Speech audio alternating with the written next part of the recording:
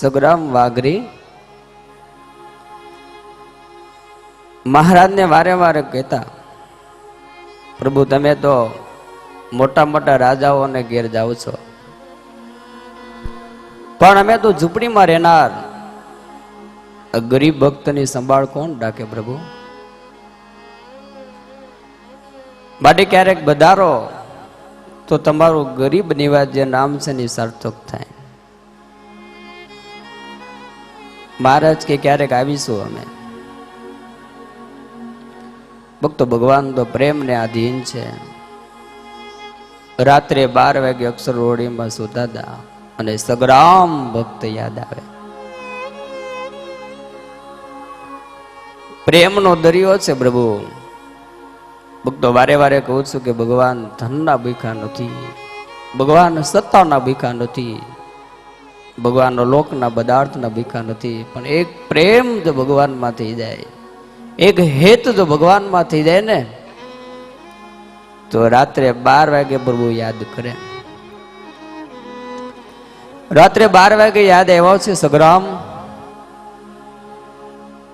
ભગવાન રાત્રે જાગીને કોઈને ખબર ન પડે એવી રીતે રાતે ચાલતા થયા છે. સગ્રામના ઘેર આવ્યા. ઘેર આવીને પ્રભુએ ખડકી ખટખટાવી. ભક્તો પ્રેમ હશે ને તો ભગવાન સામેથી ખડકી ખટખટાવશે, દરવાજા ખખડાવશે. સગ્રામ જાગ્યો છે. ખડકી ખોલીને જોયું તો ભગવાન શ્રી હરિને જોયા છે.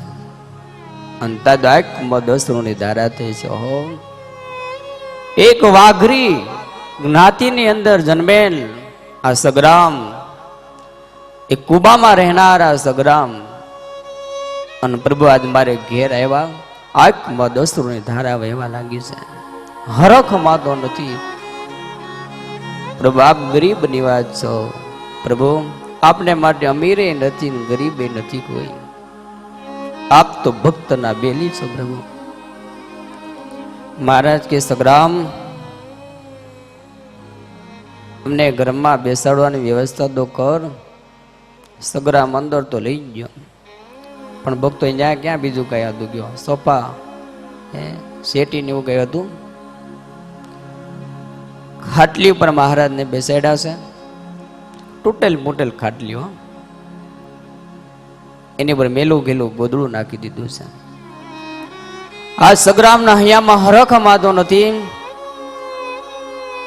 આજ મારે ઘેર સ્વયં ભગવાન બધાયરા છે. આજ મારે ઘેર ભગવાન બધાયરા છે. ભક્તો મહિમા જે દિવસે સમજાશે ને, તે દિવસે હૈયું ભરાઈ જશે પ્રેમથી. આપણે ઘેર મહારાજ આવે, ધર્મકુળ પરિવાર આવે, સંતો જયારે ઠાકોરજીને લઈને આવે ને મહિમા હોય ને ત્યારે હરખ માય નહીં.